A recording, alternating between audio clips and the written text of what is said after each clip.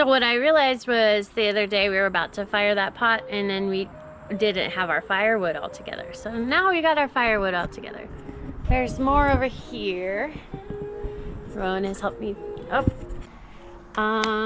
Let's see, we put my little popcorn bowl in there, big popcorn bowl, and we preheated it to 460 degrees, and I heard that tinking sound, so it's not preheated all the way by now, and it cracks. I'm not sure what to say.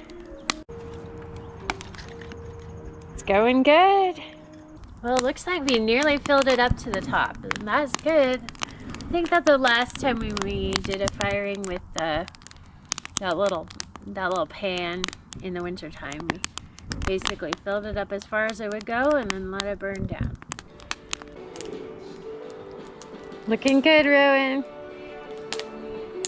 Nice and hot in there. Rowan said he saw the pot was glowing red, so that's pretty good. It's very heavy. Maybe we should leave it in there. It's just a bowl full of embers. Look at that.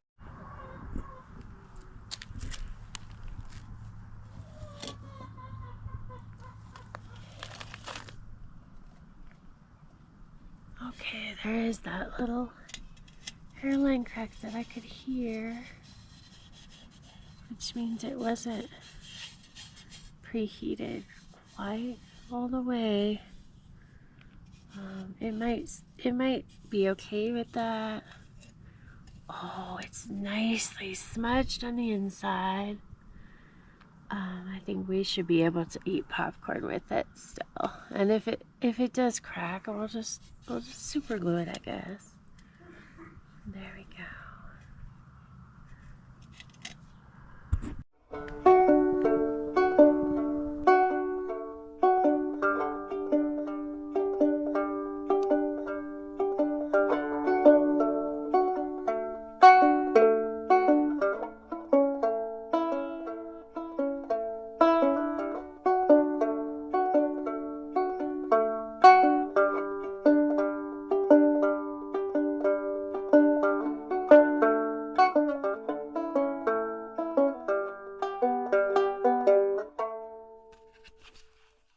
So Rowan had an idea to build this little experimental kiln. Wow, Rowan, how did you do that? I couldn't have thought of that. That's great. And something that happened was we noticed when we took apart the little mini updraft kiln, we realized that this brick was split, and I think there was moisture in it.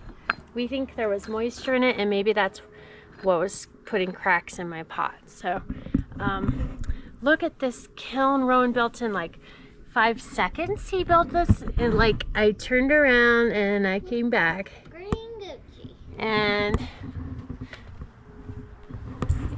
you can use a kiln for a pizza oven. Oh my goodness. Oh no, you want the pizza to be this big.